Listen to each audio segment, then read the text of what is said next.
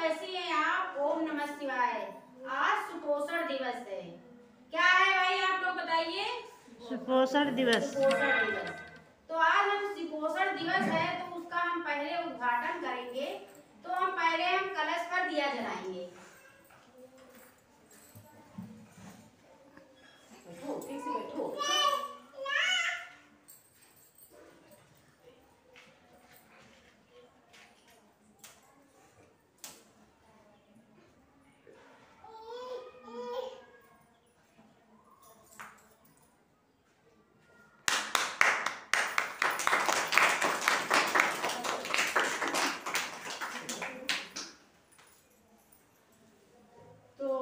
उद्घाटन हो गया है सुपोषण दिवस का। अब हम सबसे पहले लेंगे किशोरी को। किशोरी को हम आयरन की गोली देते हैं और टेटनस के टीके भी लगवाना है। ठीक है, आप लोग अपने अपने किशोरियां अपने अपने टेटनस के टीके जरूर लगवाएं। इससे जैसे कहीं लोहा लग गया या कुछ भी लग गया तो उसे टेटनस नहीं होगी। या जब एमसी आती है आप लोगों को तो ये जरूरी है टीका लगवाना। ठीक है, तो टेटनस के हम टीका लगवाएंगे। उसके बाद हमारे 1000 दिन गर्भवती महिला के 1000 दिन बहुत इम्पोर्टेंट है। 1000 दिन हमारे बहुत इम्पोर्टेंट है इसलिए क्योंकि गर्भवती गर्भ से लेकर के जब से गर्भ रुकता है ठहरता है तब से लेकर के हमारे 2 साल तक बहुत जरूरी है। इसको हम 1000 दिन कहते हैं। 1000 दिन में गर्भवती महिला क्या खाती है पहले इसको हम देखेंगे। ये आप लोगों को हमने इसलिए बुलाया है महिला एवं पुरुषों को क्योंकि आप लोग घर पर अपने पूरे परिवार को आप लोग देखते हैं।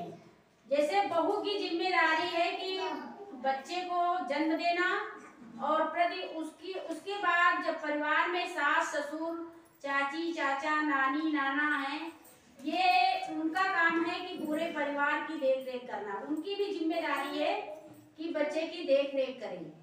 ठीक है, उनकी भी जिम्मेदारी जैसे आपकी सास है, आपकी सास बिटिया की देखभाल करती है ना अपनी पोती की, तो उनकी भी जिम्मेदारी है।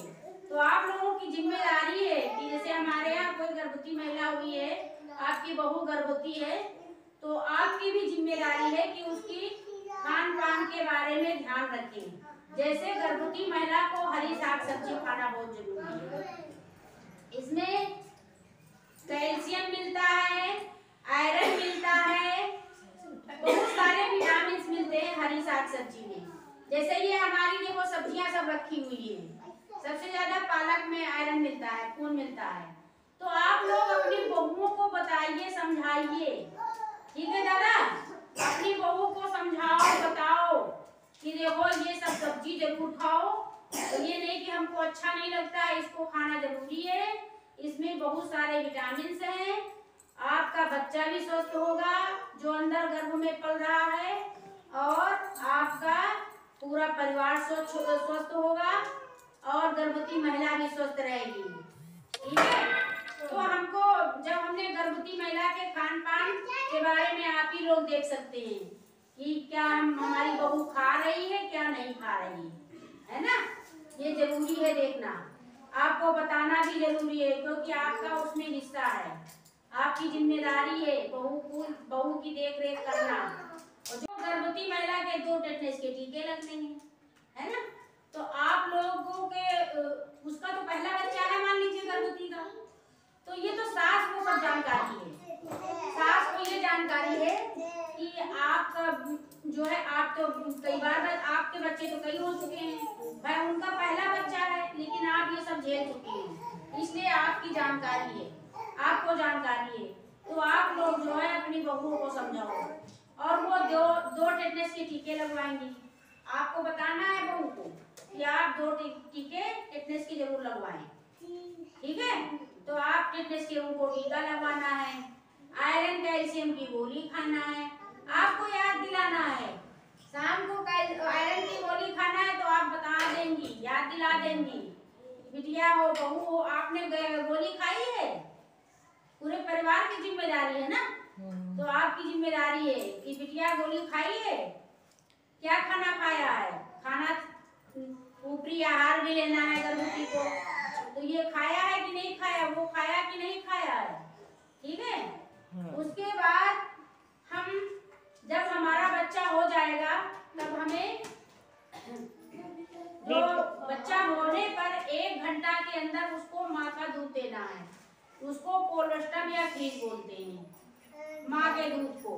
तो आपकी जिम्मेदारी है कि बच्चा हो गया, आपकी जिम्मेदारी है सास की कि बच्चे को दूध पिलाएं, आपकी जिम्मेदारी है बच्चे को माँ का दूध पिलाने के लिए कहें, उसको पिलाने की कोशिश करें, क्योंकि उसका पहला बच्चा है, उसको जानकारी है नहीं, है ना, उसको जानकारी है नहीं।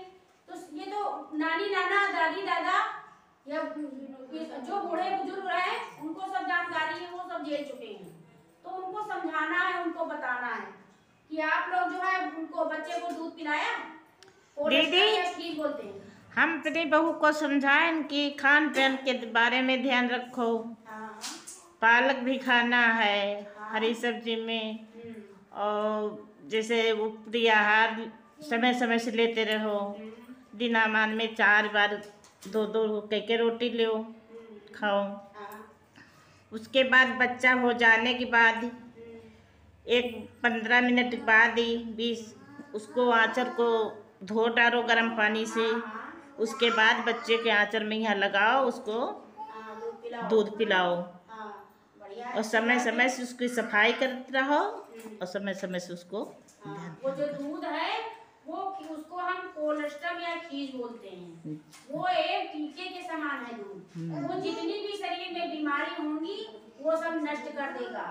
और गर्भ से लेकर के 2 साल तक जो बच्चा जो 1000 दिन है बहुत इम्पोर्टेंट दिन है, क्योंकि इसमें ही बच्चे का दिमाग बढ़ता है और बच्चे का सारा कुछ प्रोग्रेस होता है। जैसे ये हमने लौकी लिया, ठीक है, लौकी है, ये हमारी लौकी छोटी सी बतिया की छोटी सी है, ये जो है बढ़ती है, जब बढ़ती जब अच्छी इसकी हम सेवा करेंगे तब ये अच्छी सी होगी, ठीक है। इसी तरीके से आप बच्चे की जो है देख रेख अच्छे से करें 2 साल तक, बहुत जरूरी, गर्भ से लेके 2 साल तक इसकी देख रेख अच्छे से करें, जिससे कि हमारा बच्चा हमेशा हमेशा के लिए स्वस्थ हो जाए, ठीक है। और जो गर्भवती महिला का वजन कितना होना चाहिए, 10 से 12 किलो।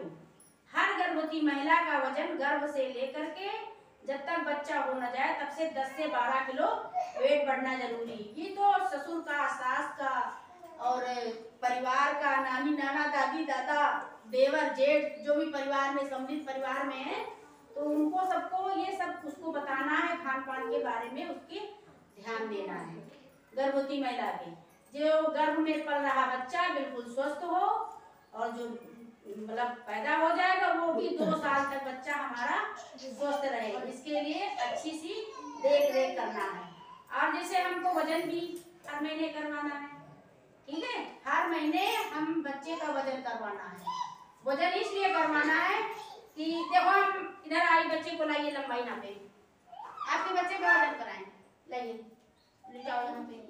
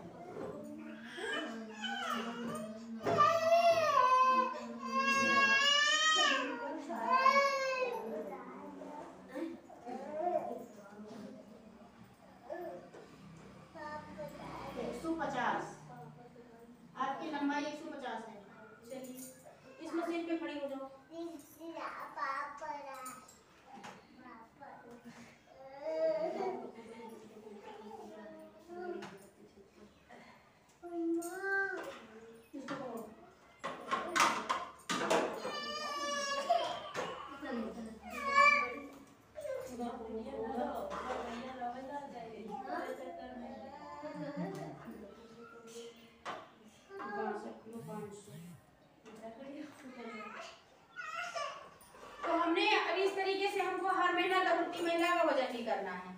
देखो हमने वजन भी कर लिया और लंबाई भी नाप लिया, ठीक है। अब ये बच्चा जैसे हमारा पैदा हो गया, बच्चा हो गया, तो उसको अब माँ के दूध के अलावा कुछ नहीं देना है, ठीक है। जब बच्चा होगा तो उसको 6 महीना तक माँ के दूध के अलावा उसको कुछ नहीं देना है, ना तो भुट्टी देना है, ना शहद देना है, कुछ नहीं देना है, केवल माँ का दूध। बच्चे को केवल माँ का दूध बहुत इम्पोर्टेंट है। ना पानी देना है, कुछ नहीं देना है, क्योंकि 80% उसमें दूध में पानी होता है और 20% दूध होता है। जब माँ दूध पिलाती है बच्चे को तो पहले निकलता है पानी। आप पिलाती होंगी, क्या निकलता है पहले? भीतर से खिलो। क्या निकलता है बताइए आप? तेज आवाज में बोलो। पानी निकलता है ना। पहले दूध में क्या निकलता है? हाँ, बाद में दूध आता है। तो पहले आएगा पानी, उसके बाद निकलेगा दूध। तो बच्चे को अच्छे से दूध पिलाओ, ठीक है। ये जैसे आपने पिला दिया बच्चे को दूध, तो पहले निकला पानी, उसके बाद में फिर आया दूध।